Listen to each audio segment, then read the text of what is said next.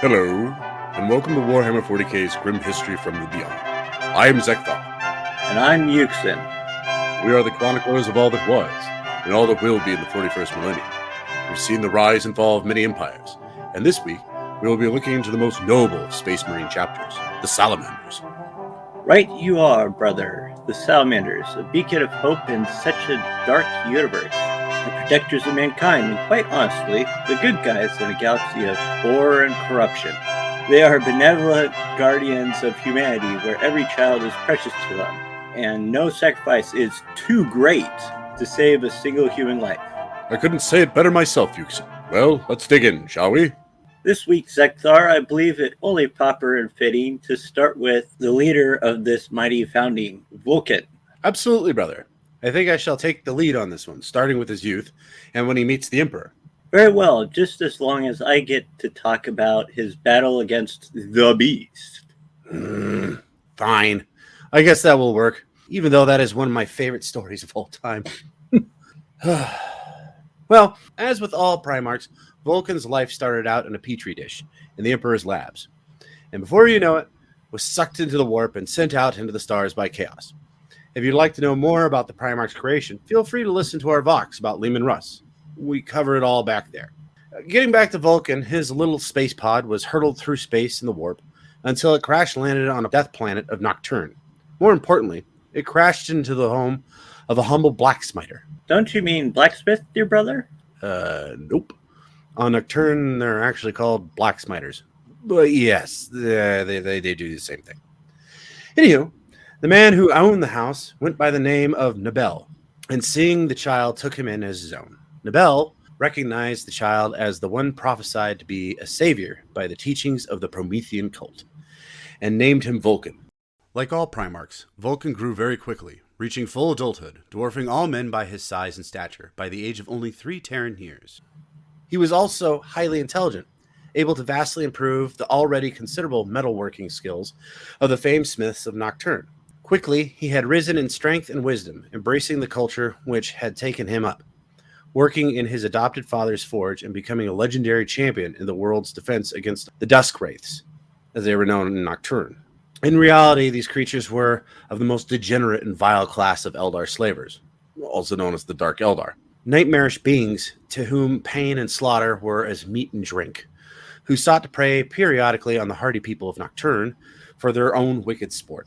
The Opus tells that during Vulkan's 4th year, his town was attacked by the Dark Eldar, who were on a slave-taking expedition. The people of his hometown hid, as they usually did when the decadent Xenos came raiding, but Vulkan refused to hide. Armed with a pair of blacksmith's hammers, he roused the people from hiding and drove back the assault, single-handedly slaying 100 Dark Eldar warriors. As word of the battle spread, the headsmen of the 7 most important settlements on the planet came to pay homage to Vulkan, swearing to forevermore crush their foes rather than hiding from them. Against this threat, Vulkan's legend spread across the world.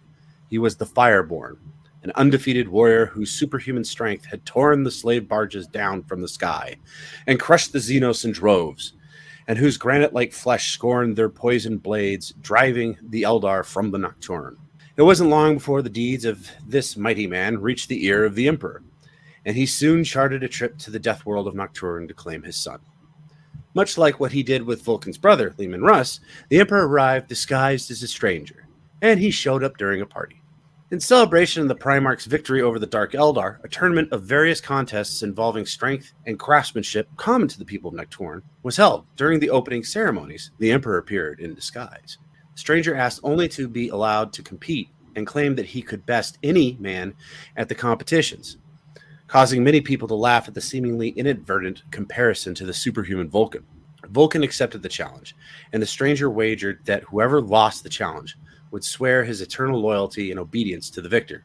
With a smile at such effrontery, Vulkan agreed to the stranger's terms. Lasting for 8 Nocturne days, the contest included many tests of strength and endurance. The people of Nocturne were treated to the spectacle of 2 godlike beings competing against one another. Many of the contests had to be called a draw between Vulkan and the fair-skinned stranger, for there was simply no way to determine a victor, and by the end of the 8th day, Vulkan and the stranger were tied in the overall tournament. To break the tie, the elders of Nocturne decided that the winner would be determined by the test of the salamander hunting. Both contestants were given 24 hours to forge a weapon before using the weapon to hunt down and slay one of the Nocturne's reptilian salamanders. Assessing that this task, impossible for any others, would be a formality for both godlike contestants, the elders included the caveat that the contestant who brought back the largest salamander would be proclaimed victorious. And before I get into this final test, I must point out that the Emperor doesn't seem very godlike here, much like when he challenged Lehman Russ. I mean, the best he can do is tie?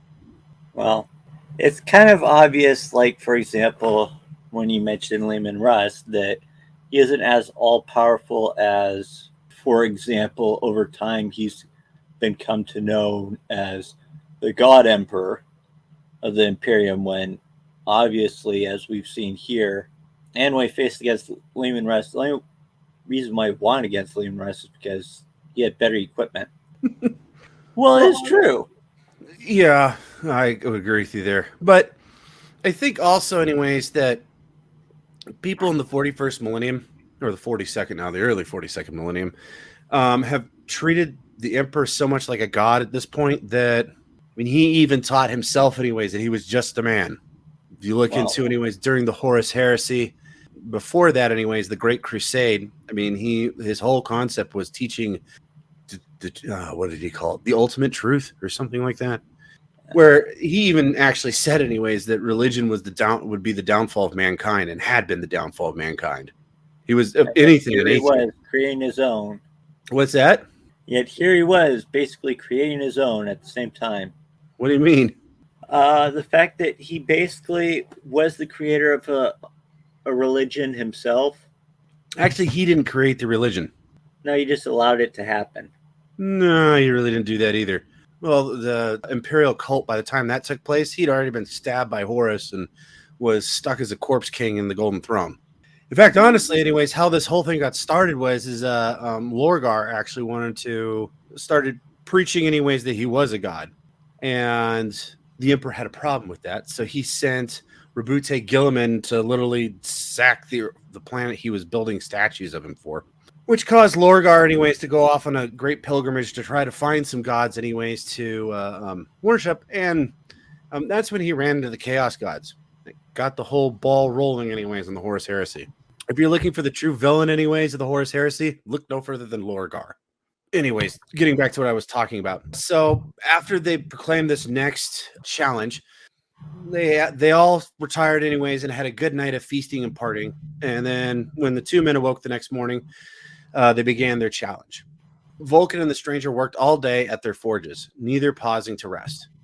As the day drew to a close, they emerged. Vulkan had forged a huge warhammer, and the stranger a keen-edged sword. They both climbed to the summit of Mount Deathfire, a massive volcano said to be home of the largest fire drakes, the most fearsome species of salamander on the planet. Vulkan found his prey first, smashing its head off with a single blow from his hammer. As he carried the carcass back, the volcano unexpectedly erupted. Vulkan was nearly thrown off the cliff, but managed to grab onto the edge with one hand, stubbornly grasping the tail of his prize at the other. Vulkan held on for several hours, but his hold finally began to slip. It was at that time the stranger reappeared, carrying a salamander larger than his own.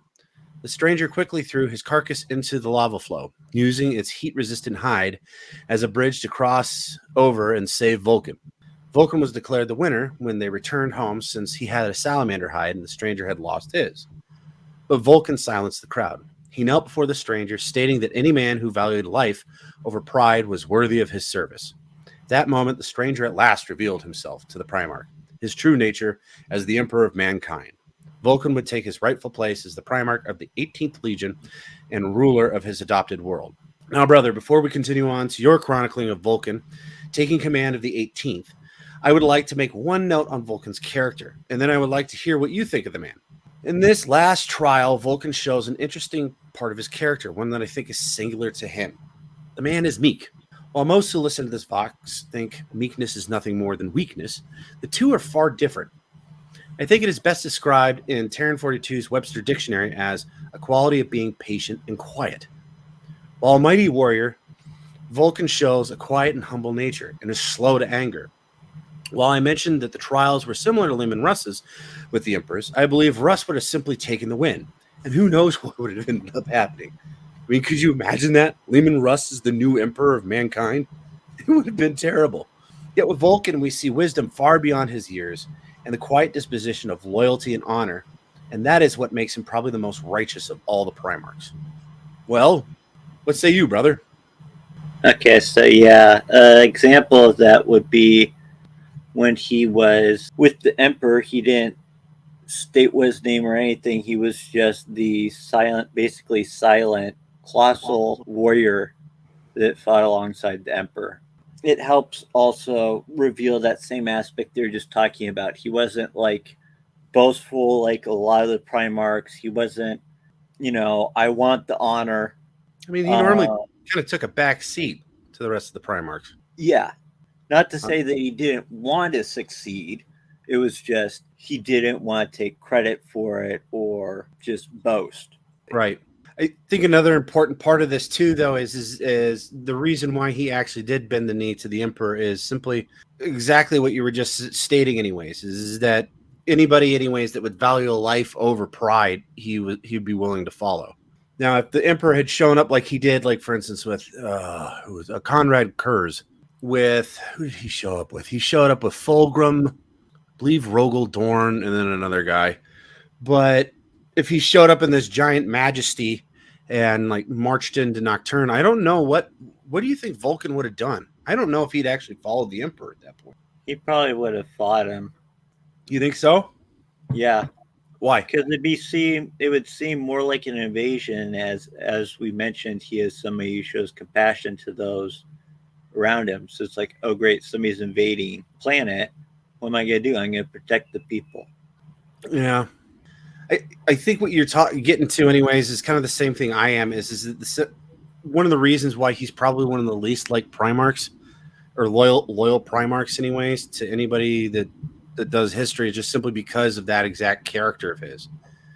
He's not this. He's not Rabute Gilliman, who's a builder of empires. He's not Leman Russ, the executioner. He's not even the secretive Lionel Johnson or the perfect son, Sanguinius. He is simply, anyways, there, anyways, to do his job and to protect the people of mankind. He doesn't need fanfare. He just wants to succeed. He wants to protect the empire, which I think is actually fairly noble. But by the way, would you mind telling the fine people on the Vox what happened after Vulcan met the Emperor? Sure. It is believed that Vulcan actually himself didn't return to his legion for many years after his rediscovery, but instead stayed alongside the Emperor and immersed himself in learning things such as the arts of war, history, science, and even studied closely in the weapon forge of Mars with his brother, Ferrus Manus, Primarch of the Iron Hands. Now, the frightening speed and comprehension of his studies displayed a ferocious intelligence and a great wisdom to boot. Another attribute that seems to have come forth was one that was quite at odds with the standard Primarch role of being a general and breaker of worlds, compassion, as we mentioned before. Above all else, Vulcan was a defender of mankind, all of mankind. Even those planets that rebuked the Emperor, he showed mercy as he stormed their planets, forcing the will of the empire of man upon them. Much like a somewhat recurring theme of his particular personality, he appeared before his legion in their hour of need. Let's set the stage, shall we? The 18th Legion, with what little local defenders were available, were unfortunately the sole defense against a wave of orc marauders numbering over 1 million. Defenders, along with the 18th's primary force of around 19,000 Space Marines, were not only able to evacuate 3 entire planetary populations, but held out nearly a year before the remnants of the Legion became all but trapped on the dead world of Antium. Despite the fact they had sent no message for assistance, Vulcan somehow learned of their plight and brought his plans to join them to rapid fruition. He arrived with 3,000 new initiates, which were the first of the Legion to be raised from Nocturne, along with new warships, war machines, and weaponry that was fabricated to Vulcan's own specs. You mean flamethrowers, right? Amongst other things, but yes. Ah, Falling upon the orcs like a bolt of lightning, Vulkan led his warriors within and started destroying the giant space hulk surrounding Atium. Not surprisingly, the unexpected aid renewed the fury of the rest of the Legion. In the aftermath, the two halves of the 18th Legion met and were unified upon Atium's dead coral plain. The survivors of the Terran 18th knelt before the primarch, but Vulkan bid them to rise before him. Then, in an act of gratitude, he himself knelt in honor of the lives they had saved and the price they had paid. After a formal transfer of the Legion's mastery, he set about reforging the Legion, taking it back to Nocturne, where on its moon Prometheus, under his auspices, a stronghold was being constructed. This stronghold would serve as a headquarters and armory, just as Nocturne itself now would be the source of the majority of the Legion's fresh recruits. Here, the Legion was reordered and rearmed, but most importantly, the thing Vulkan placed above all else was giving the whole Legion a common purpose and belief. In order to do this, he drew not only on what he had learned at the side of the Emperor, but also on the culture of the Promethean cult in which Vulkan had been raised. In this, Vulkan was wise enough to retain and value the experience of the Terran veterans and show them respect and hold in high esteem what they had accomplished in many ways, great and small. This was given an outward sign by incorporating the 18th Legion's past heraldry into that of the reformed Legion and making their foremost warriors his Pyre Guard, Praetorians, the elite body of chapter masters that would serve both as his honor guard and as paragons of the standards he would set.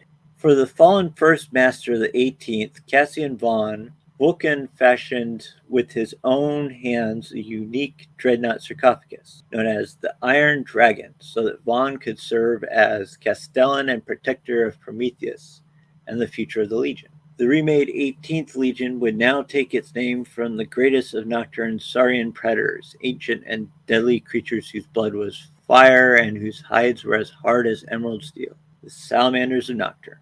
In this, Vulkan's choice carried a layered meaning.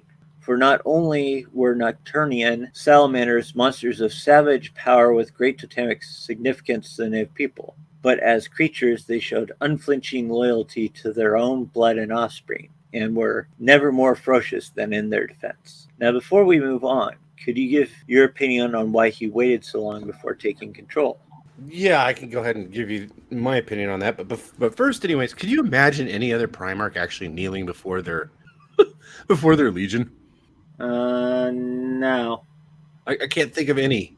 I mean, it kind of shows a unique humility that we've already talked about with Vulkan. But I think that also, anyways, is one of the reasons why he waited as long as he did. I think he had patience. He wanted to learn as much as he could from the Emperor before he actually decided to take over a Legion.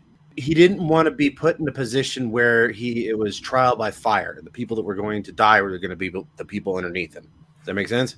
Yep. Yeah, I mean, I think honestly, he wanted to make sure that he was prepared before he went out instead of making silly mistakes to get his own men killed, which I think makes him actually a pretty good leader, in my opinion. What do you think? I wholeheartedly agree. Well, there you go. Well, what happened next to Vulkan? Unfortunately, now I have to recount the greatest of Vulkan's failures, though it was through no fault of his own. You're going to recount Isvan 5, aren't you? Well, I have to, brother. It is one of the most pivotal parts of the history of mankind. Fine. Let me pour some amnesec then to deaden the blow.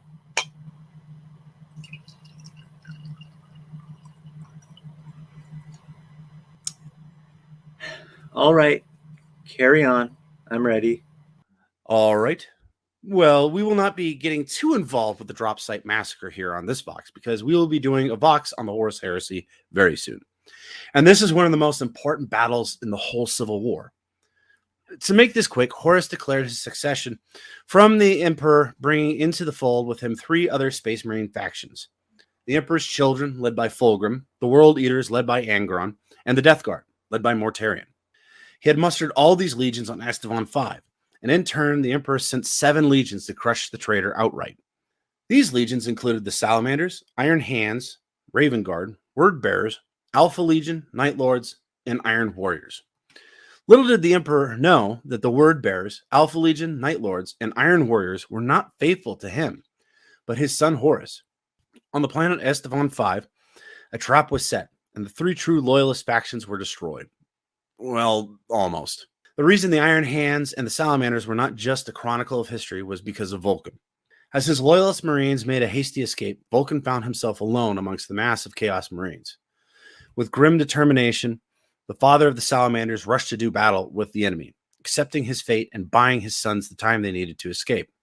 Fighting valiantly, the primarch fought to the death, but was eventually overwhelmed by the sheer numbers of the enemy and was shot, stabbed, and bludgeoned into unconsciousness. Conrad Kurz, now inherently insane, saw the opportunity to torment his fallen brother and took the unconscious Vulkan as his prisoner. When the Salamander's primarch finally awoke, he found himself fettered in massive chains aboard a Gull Hulk belonging to the 8th Legion. Over the span of several months, the Night Haunter took sadistic pleasure in attempting to break both Vulkan's body and mind, or kill him outright. But the task proved impossible, as every time Kurz thought he had succeeded in killing his brother, Vulkan's body would miraculously regenerate to its former healthy state. Vulkan had been revealed to be a perpetual, a being who was capable of continuous cellular regeneration, and therefore was effectively immortal, much like their father, the Emperor of Mankind. Enraged, Kurz took it upon himself to kill Vulkan as many times as was necessary to permanently rid himself of his intolerable presence. The Night Haunter personally beheaded the Salamander Primarch, ripped out his throat with a piece of cutlery, I'm guessing a spoon, stabbed him through the chest, and virtually tore him limb from limb with his own wicked claws. When these attempts failed to kill Vulkan, Kurz had him put into a ventilation shaft of the starship engines, and even stripped naked and thrown out of an airlock in the airless void of space. But the Night Haunter's efforts proved all for naught. Now, this sounds like a horrific version of the movie that we both like from Terran 42, Groundhog's Day, doesn't it? I guess if you look at it from a very, very obscure viewpoint, that it's like that. Okay. Wonderful piece of media. Sure. I thought it was a good movie. But anyways, with his unnatural abilities to regenerate revealed to him, Kurz attempted to make Vulkan admit that he was no less a monster than himself. Vulkan was placed through unwinnable trials to break his spirit, having to pull against chains to prevent a ceiling in another cell from crushing its innocent occupants, being starved at a banquet table with mortal prisoners alongside him, watching the food decay and the prisoners wither away, being trapped in a battle plate and being unable to control his limbs, and forced to hunt captured soldiers and other captured loyalist astartes. To further torment his brother, the Night Haunter had Devonite sorcerer priests use fell powers gifted to them by the ruinous powers to ensnare Vulkan's mind and make him fight his brother Korax after a fictional rescue attempt. But even this form of sorcerer's torture failed to break the resolute Vulkan. Fed up with his insufferable prisoner, the Night Haunter devised a final solution to his problem of ridding himself of the Salamander's presence. Vulkan's fate would be decided in a duel to the death. He offered his brother a means of escape, and all he had to do was navigate a labyrinth, where at the center of it lay his personal warhammer, Dawnbringer. But this was no ordinary maze. The Iron Warrior's Primarch Perturbo had crafted a singular prison unlike any other. This special prison was an elaborate labyrinth, whose featureless walls and strange geometric design made it all but impossible to map and therefore escape. Anyone who attempted to mentally map the labyrinth would be hopelessly knotted in turns that should have been physically impossible. Even after trying scores of times to map the labyrinth, an individual would only manage more than a handful of turns within its twisted corridors before it all stopped making sense. In addition, Kurz performed ambush attacks, wounding Vulkan without killing him, repeatedly. At the edge of his willpower, Vulkan had a vision of the Emperor. The Emperor reminded his son that he would watch over all of his sons when he could, and calmed Vulkan's mind, instilling within him fresh resolve. Thus, Vulkan goaded Kurz, yelling out into the cavernous labyrinth of how all the Primarchs pitied him, and how he was just a child raging in the dark. Kurz then opened up a path in the labyrinth to the center, where Dawnbringer rested under an energy shield. There he met the Night Haunter, and they engaged in melee combat. Though armed with a blade, Kurz gave into Vulkan's taunts of his physical weakness, and attempted to engage Vulkan with his fists alone. Vulkan easily grabbed Kurz and, swinging him like a hammer, broke the energy shield.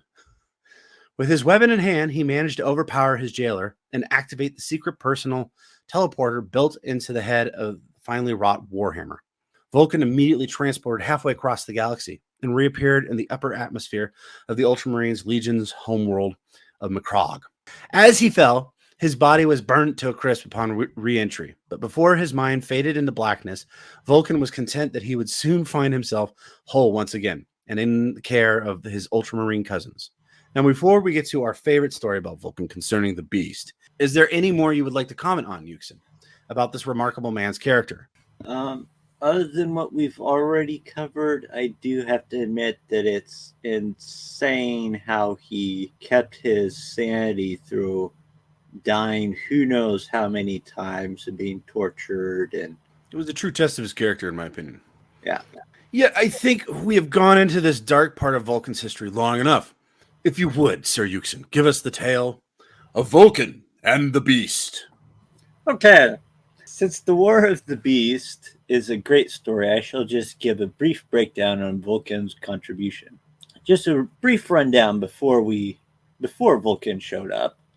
The Empire of Man was getting the snot kicked out of them by a horde of orcs led by a war boss known as the Beast. It looked so bad that the Empire of Man looked to be doomed, and then Vulcan showed up. After being absent for 1,500 years, he appeared on the Imperial world of Caldera and single-handedly started pushing back the massive orc invasion. This one-man war was unveiled by the Inquisition to the Lord Commander of the Imperium, Corland, who then led an expedition to Caldera to recruit Vulcan to fight the mighty orc war boss known as the Beast. Vulcan refused to get involved until Caldera was saved, for long ago he vowed that he would never again let it fall to flame. When joined by the Imperial forces, he was able to achieve his goal and then return to Holy Terra with Corland. Following, he took command of the frantic Imperium and then proclaimed he would lead the might of the Imperium to the homeworld of the Beast, known as Olenor. He also made clear that his return was only temporary. Despite him technically leading the crusade to Olenor, he spent most of his time in his chambers tinkering with his new Thunderhammer, Doomtremor, and left most of the details to Corland. While this seems like he was indifferent, keep this in mind. It's important later. Though this discouraged many at first, Vulcan leapt into the fray, battled directly when the Imperial forces reached the capital city of Ulanor, Gorkogrod. Vulcan eventually led the final charge into the Beast's massive temple, Gargant, and confronted the war boss directly, realizing that Vulcan had always intended to fight the Beast alone, and knowing he could do little in the fight, Corland ordered an evacuation from the temple as the two giants clashed. The 10-meter-high war boss revealed he spoke perfect Imperial Gothic, gloating that humanity was on its knees and he would be its end. Vulcan tackled the war boss and they both fell into the Temple Gargant's power generator, where the Primarch became imbued with massive amounts of Wog energies. Rather than being consumed by the energies as so many other men had, Vulcan used his primal and savage essence to become one with it and launched one last attack. He slammed his Doom Tremor into the Beast's face and detonated the generator, causing a chain reaction that shattered the Temple Gargant and seemingly obliterating them both. Just wondering, but after seeing Vulcan dying countless times, why would someone think he would die from the detonation of the generator? I honestly don't know. But let's look at this logically. How many people in the Empire do you actually think know Vulcan is perpetual? Well, definitely the Emperor. Well, yeah, but that doesn't help anybody. He's sitting on the golden throne as a living corpse. Well, and even if he wasn't, let's face it. But, okay. Okay. Probably the Salamanders. Yeah, great. They thought the same thing for the last 1,500 years. Who's going to take them seriously? The Inquisition? Nobody trusts those hooligans, Yuksan. Well, what about us? We found him. Yes, but we've been absent from history for the last 65 million years. Perhaps we should discuss how we found him. That's a fun story. But we can't tell people where he is now, right? Right.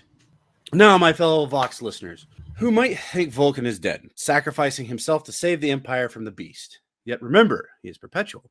For all of his attempts within his imagination, Conrad Curse couldn't kill him. And he had a pretty twisted imagination. He even was disintegrated in orbital re-entry, yet returned. To put it bluntly, he can't die. So the question is, where is he? Well, we can't tell you.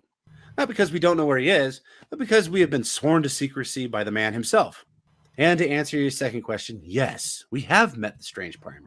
Although it wasn't truly on purpose. After the WOG explosion and the apparent destruction of Vulkan, his matter combined with the orcish energies and began to flow through space and time. Now, at the time, Yuksan and I were studying the WOG energies, as well as the fungal particles that the orcs dissipate when they die. Now, while most of these spore particles never leave the surface of the planet, many connect with the energies of the WOG and begin to flow through space, and more importantly, through the warp.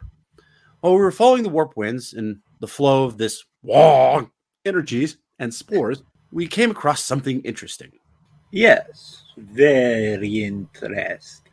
Those WOG particles with more spores seem to find their way to heavily populated orc planets, boosting their energies and populations. It's almost like there is a certain magnetic field, yet it's biological. Yes. Well, it is all very interesting. And Yuksan wrote many books about the subject. The thing I found more interesting was the fact that there was a particular strand of energy coming from Olenor that had something that resembled human DNA within the midst of orc spores. Well, human DNA is a loose term. It seemed to be different. Yes, that is correct. We were so interested, in fact, that we gathered up our particle nets and gathered up the whole stream of it and brought it back home. That's where we found... I say, excuse me. Isn't this my segment? That's where we found that once we had separated it from the particles of orcish spore, they began to reconnect. And soon, we had a whole primarch in front of us. Now, I must say, if this had been any other primarch, he probably would have started smashing things, and we would have had to atomize him, truly killing the poor fellow. But this was Vulkan, the patient one. We quickly explained who we were and what we did. Needless to say, he was intrigued and asked for a tour of our halls. The more we showed, the more he began to understand. He requested to stay with us for some time. Which is against protocol. Yes, it is. But if I recall right, you came up with a loophole which we all agreed to. Yeah, and I guess, brother, this was your idea. So you might as well tell this part. Thanks. My idea was he could stay as long as he was working for us.